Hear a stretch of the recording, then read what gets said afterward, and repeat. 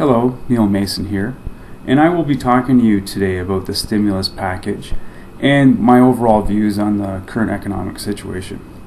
I'm also going to be talking about the history of the gold standard, wages, and housing prices, and commercial real estate as well.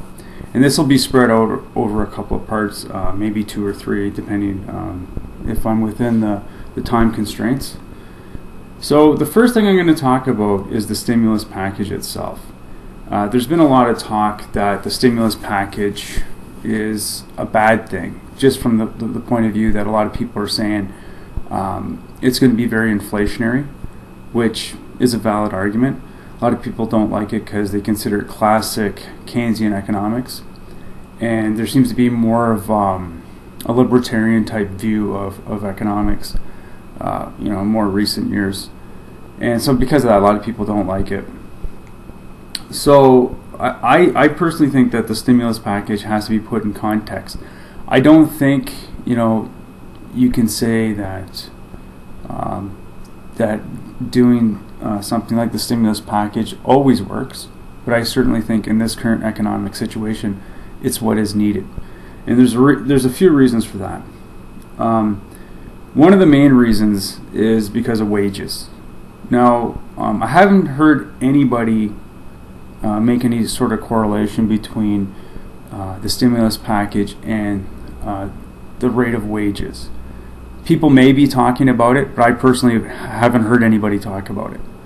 Now, what most people don't realize is that wages there hasn't been a real wage increase, and what that means is it hasn't moved up, in relation to inflation for 30 years.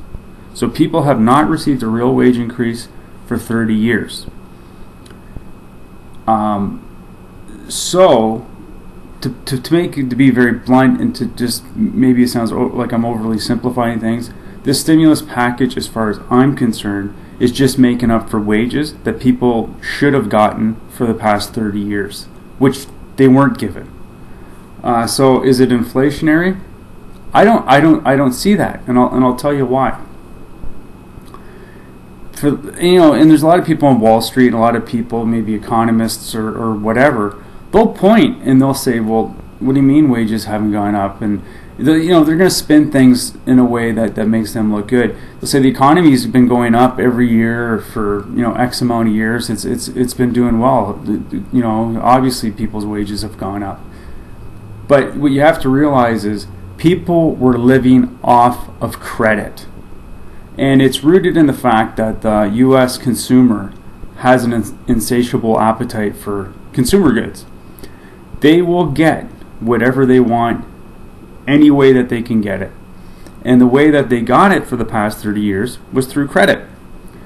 And it was essentially this kind of psychotic merry-go-round. It started off, let's say 30 years ago, somebody's house was $100,000. And it went up to $150,000. Well, normally the person would, see a wage increase, I don't know about every year, but every few years at least you'd get a wage increase. Well, the person didn't get a wage increase.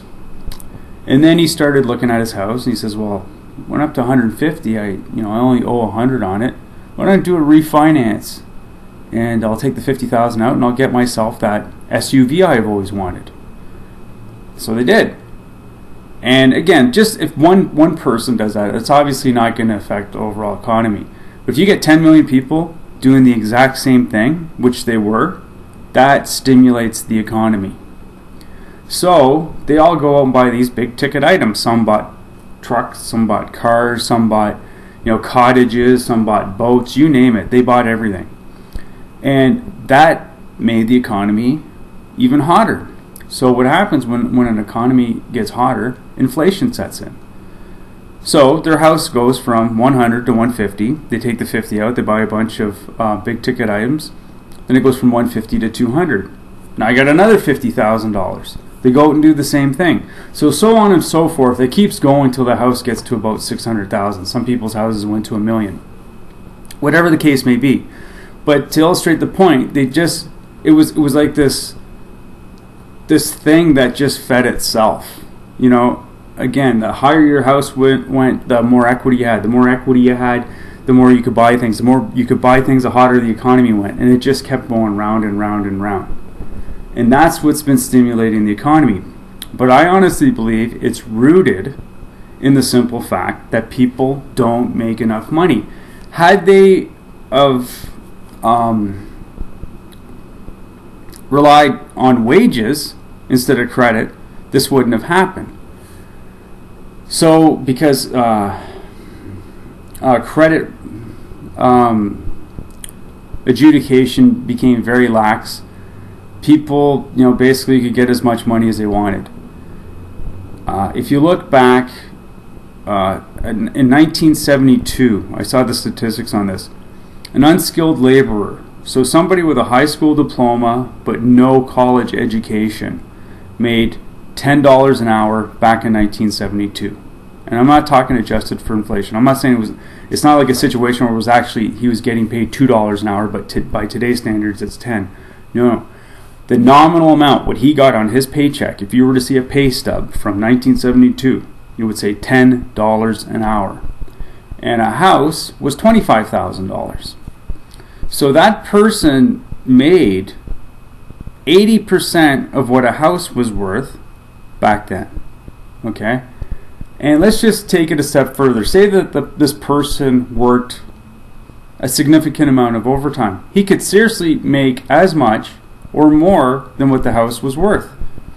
Now that would be gross, because there'd obviously be some sort of taxes there. That'd be his gross income. But still, his gross income would be very close to what his house cost.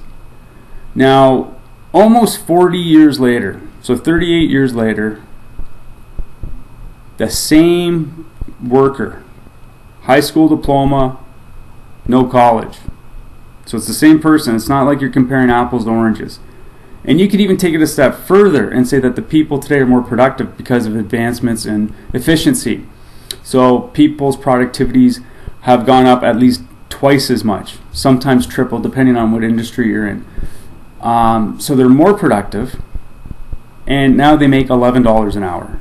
So in almost 40 years, after 38 years, the wage for that exact type of worker has gone up $1. And again, I'm not talking about adjusted for inflation. I mean, if you look at people's pay stubs today across America, that type of skill set makes $11 an hour. But the average house is $350,000.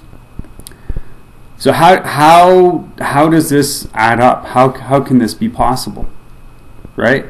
It was because of credit. Now, the stimulus package on its own, if they were just to throw it out there without any sort of other type of planning, it could be very detrimental to the economy in that it could set in inflation. But the key to this whole stimulus package working is that it has to coincide with strict credit rules. The credit rules have to change so that it's much harder for people to get credit, because what used to happen in the old days, like in the 40s and the 50s and all that, 60s, you couldn't buy a car unless you had a third down. So unless you had a third down, you just plain and simple were not allowed to have a car. Now you can go in with zero down and drive out with a $40,000 car. What they're going to have to do is they're going to have to say, look, you want to buy a car, 1/3 down. You want to buy a house, 10% down. With regards to housing, if you make it 10% down and a house is, say, $400,000, that person is going to have to come up with $40,000 down payment. And especially for like a young couple coming up, that's going to be very difficult to do. And you might say that's a bad thing. I think it'll bring housing prices back down to an affordable level. Plus, it'll teach people to be, to plan better with their money, to make them appreciate things more. People are just reckless with their credit right now. So anyways, that's the end of the first segment of this. I'll have following subsequent segments after this. Thank you for listening.